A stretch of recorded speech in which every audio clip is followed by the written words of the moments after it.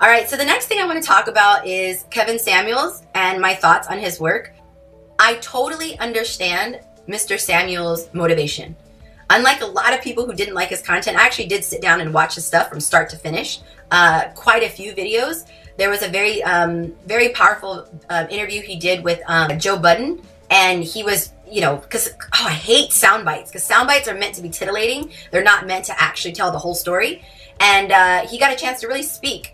And so I really, really, really relate to him. The difference is that he's a man.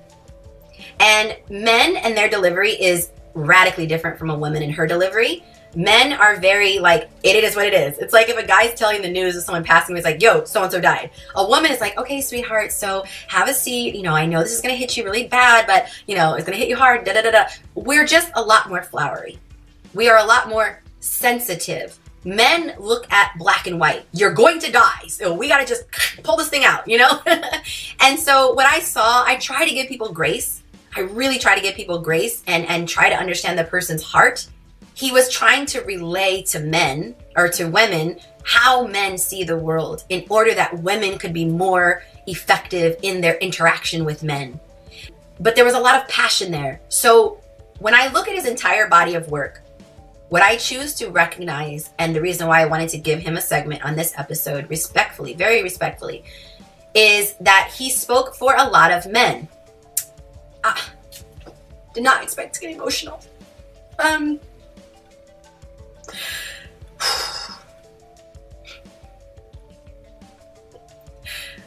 There are so many men who have confided in me, and I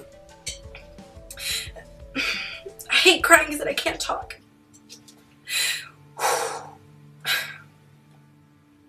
No matter how much you disliked or liked Kevin's stance or how he delivered, what he meant to men was a voice that they felt they didn't have. Talk about as if when I'm talking about women, there's a problem, as if I'm always talking against women, and that's not the case. It's just the ones that do the rounds again is because it's basically what Kevin Samuels said. Before he started addressing women, he was addressing men, and no one cared. He wasn't going viral.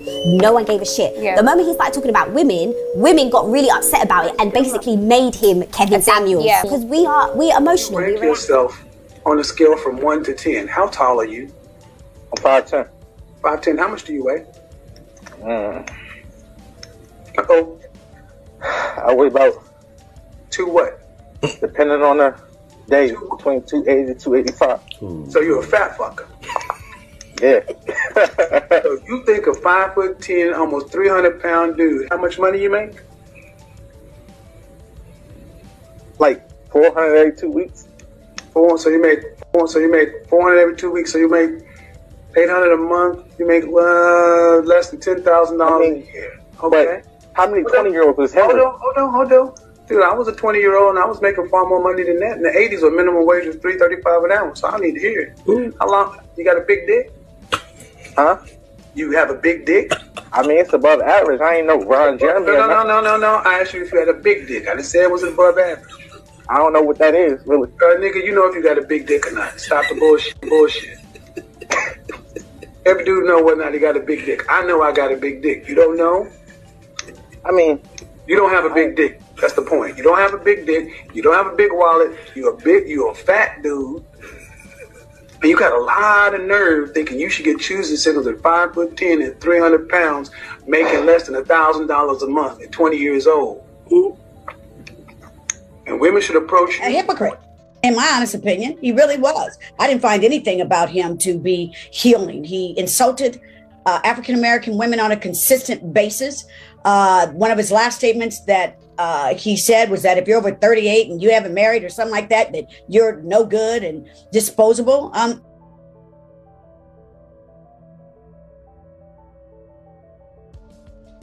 To me, he was a shock jock. And, I hope this is teaching folks a lesson about the karma that you put out, the negativity that you put out in the world, that when karma comes knocking at your door, she might not be so kind. So, the fact that he killed over real quick and was supposedly with a woman. He said a lot of good things.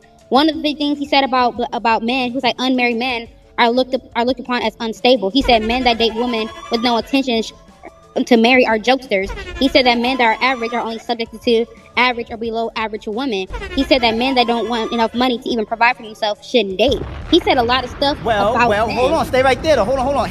Miss Henny, stay right there, right? Because a lot of people don't get to learn that side though, because they're only busy ingesting the information that's put out. And this is the reason why also, because when men was hearing the things, they weren't complaining about it. They took it. They were just like, all right. I mean, shit. If it don't apply, let it fly. They didn't. It wasn't broadcasting enough. But soon when it came about, he mentioned about black women. Oh my gosh, he is talking about black women. He is downplaying black women. He's saying all this shit. But when it came down to talking about a black man, when he's saying that women aren't the enemy, socially awkward beta men need to work on their approach on meeting women. He talked so much stuff. He talked so much about men. He said that men that are not in control of their emotions have no ability to be in a controlled family. He said a lot. I want to talk about the Kevin Samuels death and how ignorant it is for people to say that that's his karma because he passed away. That's the most ignorant statement I've ever heard in my entire life. Like, come on, people. We gotta be smarter than this. That doesn't have anything to do with karma, that man died. How can you even fix your mouth to say that? Like, what is wrong with y'all? Like, who raised y'all? My God. Samuel situation. And I definitely wanted to talk on that. Rest in heaven to the brother. I had the pleasure to watch a few of his shows when he was doing his thing. And I came into the realization that there's going to be certain people that's going to come to this earth to wake up people in the way that they need to be waking up. And how he was doing it and his audience was for him. That was his way of waking people up. Everybody's not going to agree to it. Just like people don't agree to going to church and people don't agree going to the mosque or people don't agree with other religions or however the case. You're always going to have people that are going to complain about something. 3 and 3 baby daddies and they all gangbang. So what do you want as an outcome? I want somebody that's loyal. It's really hard to find loyalty nowadays. You really can't find it at the next corner or none of that. Like these men now. Hold on. Loyal to what end? Like a husband? What are you talking about? I want a husband. I want to get married. What do you do for a living?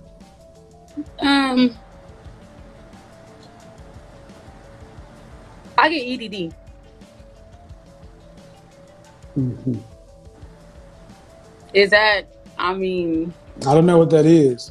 Unemployment. An unemployed mother of 3 with 3 baby daddies, and you talking about you can't find a man? Yes. I'm pretty sure God, I want somebody that's going to help me.